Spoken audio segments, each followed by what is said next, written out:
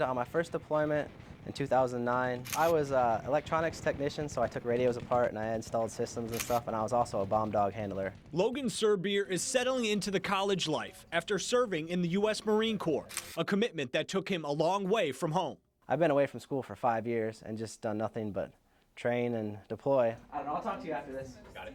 A transition made easier by the University of Iowa Veterans Association, where vets like Alan Roberts help unlock potential. They achieve higher, they graduate quicker, and they have better paying jobs when they get out of college. But getting to that point has been a challenge for Iowa National Guard Airman Michael Considine. I kind of got in the groove of things, and then I got deployed a year later. While classmates got ahead on campus, Considine had a job to do in Qatar. To do that for 8 months, and then stop and come back to school and pick up right where I left off was really hard. But that's the price some 600 veterans here at U of I pay for the promise of an education, a promise made in the post-9/11 GI Bill and other benefits. This is a program that they promised. These people put their lives on the line. They did their time. They did it honorably. You can't come back and change the rules of the game. But the rules of the game do change. You see, military benefits have many moving pieces.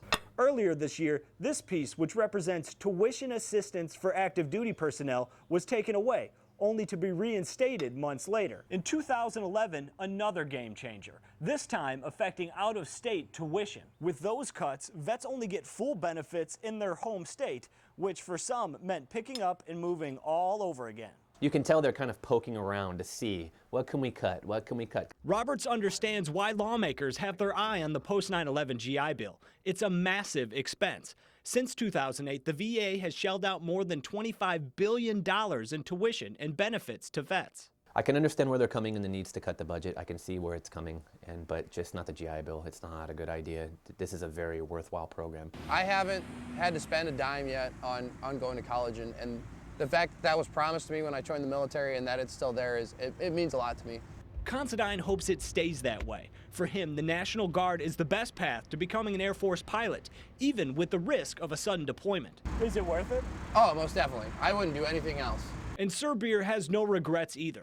He managed a new marriage, was deployed twice, and is now settling in again, all because of that promise. And so I feel that once I complete college and I finally get into something that I would enjoy, it'll be worth it in the long run.